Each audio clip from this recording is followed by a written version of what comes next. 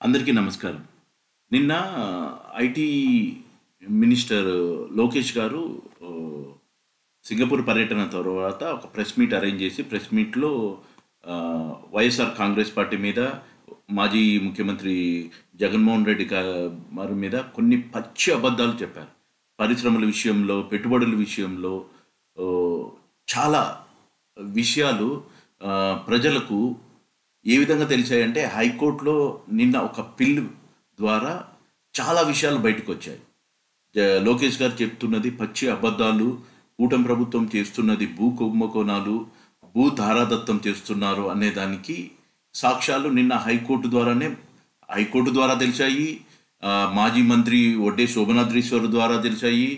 మాజీ కేంద్ర మంత్రి మాజీ సలహాదారు వైవిఎస్ మహదేవ్ గారి ద్వారా తెలిసాయి. తర్వాత మాజీ ఐఏఎస్లు చీఫ్ సెక్రటరీకి లెటర్ల ద్వారా మనకు చాలా విషయాలు బయటకు వచ్చాయి. దాన్ని మనం తెలుసుకుందాం. మొదటిగా హైకోర్టు ద్వారా మనకు ఏపీ ప్రభుత్వానికి బయట ఉన్న వ్యక్తులకు తెలిసిన విషయం ఏమిటంటే, మనందరికీ తెలుసు టీసీఎస్కు ఈ కూటమి ప్రభుత్వం ఐటీ మంత్రి లోకేష్ గారు కూడా చెప్పిన ప్రకారము 99 పైసలకు విశాఖలోని ఐటీ క్యాంపస్లో 21.74 ఎకరాల భూమిని కేటాయించడం జరిగింది జీవో నెంబర్ 7 ద్వారా.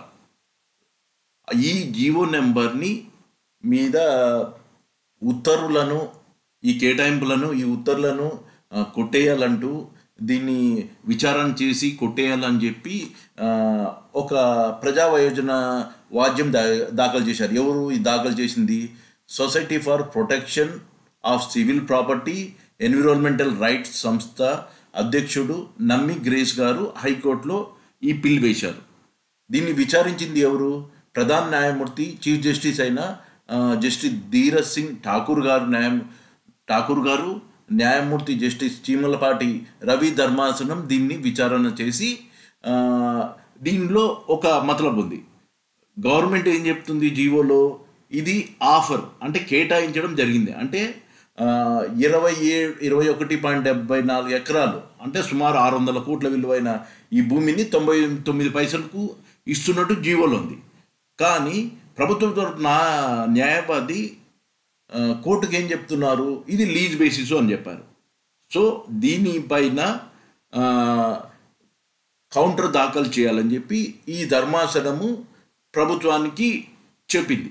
దీని ద్వారా మనకు అర్థమైంది ఏంటంటే, వీళ్ళు జీవోలో చెప్పేది ఒక రకంగా ఉంటుంది, కోర్టులో చెప్పేది ఇంకో రకంగా ఉంటుంది. సో 99 పైసలకు ఎందుకు కేటాయించారని లోకేష్ గారికి నిన్న కూడా అడిగితే, ఆయన చెప్పే సమాధానం ఏంటంటే, ఆయన ప్రధానమంత్రి మోడీ గారిని స్ఫూర్తిగా తీసుకొని నేను ఈ భూమిని కేటాయించారని చెప్తున్నారు. ప్రధానమంత్రి మోడీనే కాదు, అప్పట్లో ఇప్పుడు 2008లో అక్టోబర్ 7న పశ్చిమ బెంగాల్లోని టాటా నానో ఫ్యాక్టరీ అక్కడి నుంచి గుజరాత్కు తరలిపోయిందంట, సింగూరు నుంచి గుజరాత్లోని సనంద్కు. దాన్ని తీసుకొని ఎప్పుడు 2008, ఇప్పుడు ఎంత 2025. అప్పటికి ఇప్పటికి తేడా లేదా? అప్పుడు భూముల రేట్లు ఎంత, ఇప్పుడు భూముల రేట్లు ఎంత? అది ఇండస్ట్రీ నానో ఫ్యాక్టరీ, అది పెద్ద కంపెనీ. ఇక్కడ ఇచ్చే కంపెనీలు ఏంటనేది మనం కంపెనీ వివరాలు కూడా మనం తెలుసుకుందాం. ఏ కంపెనీలకు వీళ్ళు ఇస్తున్నారు, ముందు చెప్పే కంపెనీలు ఏంటి, వెనకాల వీళ్ళు ఇచ్చే కంపెనీలు ఏంటి అనేది మనం తెలుసుకుందాం. సో ప్రధాని మోడీ గారిని గుజరాత్ సీఎంగా ఉన్నప్పుడు ఈయన స్ఫూర్తిగా తీసుకొని భూములను ధారాదత్తం చేస్తున్నాను, కొందరి వాడిక భాషలో చెప్పాలంటే పప్పు బెల్లాలు. ఎందుకంటే రూపాయి కూడా కాదు, 99 పైసలకు 99 పైసలకి ఇస్తున్నారని చెప్పి కోర్టులో చేయడం, కోర్టు ద్వారా ఇది బయటపడింది. ఈ కోర్టులో కేసు వేశారు. ఈ కోర్టు ద్వారా ఏపీ రాష్ట్రానికి పెట్టుబడులు రాకుండా, ఇన్వెస్ట్మెంట్లు రాకుండా అభివృద్ధిని అడ్డుకుంటున్నారు వైఎస్ జగన్మోహన్ రెడ్డి గారు, వైఎస్ఆర్ కాంగ్రెస్ పార్టీ అని చెప్పి లోకేష్ గారు పచ్చి అబద్ధాలు చెప్తున్నారు. ఈ కేసు పిల్లేసింది ఇందాక మనం చెప్పినట్టు society for protection civil property అధ్యక్షులు గారు వేశారు. వాళ్ళు వేసిన పిల్లు, ఇది జగన్మోహన్ రెడ్డి గారు వేయలేదు. దీంట్లో లోకేష్ గారు పచ్చి అబద్ధాలు చెప్పారన్నట్టు నిరూపితమైంది. రెండోది, లూలు గురించి ప్రతి ఒక్కరు మనం తెలుసు. ఇప్పుడు గత 2 నెలల నుంచి, అప్పుడు 2014, 19లో తెలుసు.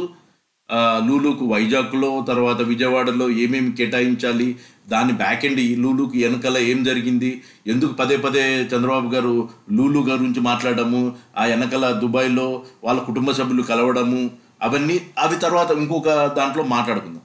సో ఈ లూలుకు విజయవాడ నడిబొడ్డులోని ఆర్టీసీ స్థలాన్ని కేటాయిస్తున్నట్టు ప్రకటించారు. ఎవరు? చంద్రబాబు గారు. చంద్రబాబు కూటమి సీఎం చంద్రబాబు గారు చెప్పారు. ఐటీ శాఖ మంత్రి కూడా వీళ్ళు ఇండస్ట్రీలు వీళ్ళందరూ చెప్తున్నారు. సో దీన్ని వ్యతిరేకించింది ఎవరు? ఆర్టీసీ యాజమాన్యము, విపక్షాలు, తర్వాత మాజీ మంత్రి ఒడ్డే శోభనాద్రీశ్వర గారు, తర్వాత మాజీ సలహాదారు వైవిఎస్ మహాదేవ్ గారు, వీళ్ళందరూ వ్యతిరేకిస్తున్నారు. వీళ్ళు వ్యతిరేకిస్తూ భూ సంతర్పణ జరుగుతుంది అభివృద్ధి ఉపాధి పేరుతో. ఈ విధంగా భూముల్ని దారాదత్తం చేసేస్తున్నారు ఎవరికంటే వాళ్ళకి. అసలు లూలు మాల్ ఏంటి? అదేమైనా ఇండస్ట్రీనా? టాటా నోనో మాది ఇండస్ట్రీ కాదు కదా, అదొక సూపర్ మార్కెట్. లేదంటే ఐబిఎం మాది ఏమైనా ఒక పెద్ద సర్వీస్ ప్రొవైడరు, లేదంటే కంప్యూటరు కనుగొన్న సంస్థలా? కాదు కదా. సో ఇలాంటి లూలు అంటే ఒక చిన్న సూపర్ హైపర్ మార్కెట్, ఒక మాల్కు ఇన్ని వేల కోట్ల రూపాయల విలువ గల భూమిని అది విజయవాడ నడిబొడ్లో ఇస్తారా? ఒక డీమార్ట్లో అదేనే లూలు కూడా. డీమార్ట్కు వాళ్ళు సొంతంగా బయట కట్టుకుంటున్నారు. అక్కడ ఆ విధంగా భూములు ఎక్కడన్నా బయట ఇవ్వాలి, కానీ నడిబొడ్డులో వేల కోట్లకు సంబంధించిన భూమిని సందర్భం అదొకటి. తర్వాత ఇంకొన్ని భూకుంభకోణాలు కొన్ని మచ్చుకు చూద్దాం. దీంట్లో లూలుది ఇందాక మనం చేసుకున్నట్టు 99 ఏళ్లకు లీజుకి ఇస్తున్నారు వైజాగ్లోను, విజయవాడలోను.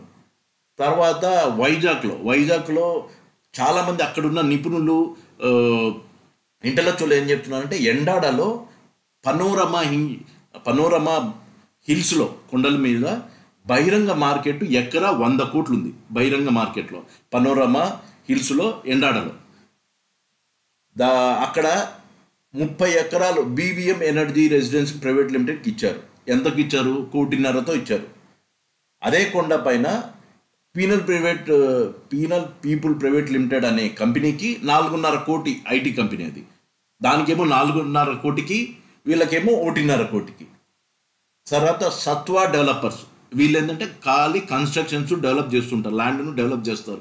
ల్యాండ్లు తీసుకోవడము, డెవలప్ చేయడము, ప్రైవేట్ వాళ్ళకు లీజుకు రెంట్కి ఇవ్వడం. తర్వాత కపిల్ రియల్ ఎస్టేట్, వీళ్ళు కూడా రియల్ ఎస్టేట్ బాబతి. వీళ్ళకు 60 ఎకరాలలో 2 కోట్ల చదరపు అడుగుల నిర్మాణాల ద్వారా ప్రతి నెల అద్దెల రూపంలో ఎంత వస్తుందంటే 80 కోట్ల చెప్పున ఏటా 1000 కోట్ల ఆదాయం పొందుతుంది అని అక్కడుండే నిపుణులు చెప్తున్నారు. వైజాగ్లో 80 కోట్ల చెప్పున రెంట్లు ప్రతి నెల 1000 కోట్ల ఆదాయం పొందుతున్నారు. వీళ్ళకు సబ్సిడీలు, సత్వాకు 1500, అతను ఇచ్చిన ఆఫర్ ఏంటంటే 1500 కోట్లు అంట ఇన్వెస్ట్మెంట్, 25,000 మంది ఉపాధి అంట. ఇంటి స్థలాల సబ్సిడీ ఇక్కడ ఏంటంటే వీళ్ళకు సబ్సిడీలు కూడా ఇస్తున్నారు, భూమిలో కేటాయింపు. తర్వాత ఇంకోటి ఆశ్చర్యం ఏంటంటే, ఏపీ జీసీసీ పాలసీ కింద పెట్టుబడి రాయితీలు, విద్యుత్ సబ్సిడీలు, ఏపీ జిఎస్టీ కింద అనేక అదనపు రాయితీలు కూడా ఇస్తున్నారంట. రియల్ ఎస్టేట్కు ఏంది, లాస్ట్ టైం చూసాం శ్రీకాకుళంలో బ్రిక్స్ కంపెనీలకు కూడా లీజ్ ఇస్తున్నారు. దీనిపైన కూడా చెప్పారు. ఈ విధంగా లాస్ట్కు ఇలాగా భూములను దారాదత్తం చేసుకుంటూ పోతుంటే జగన్ గారి మీద అభివృద్ధికి ఆటంకము, తర్వాత పెట్టుబడులకు ఆటంకము వైఎస్ఆర్ కాంగ్రెస్ పార్టీ అని చెప్పడము, పచ్చి అబద్ధాలు ఆడుతున్నారు మన లోకేష్ గారు.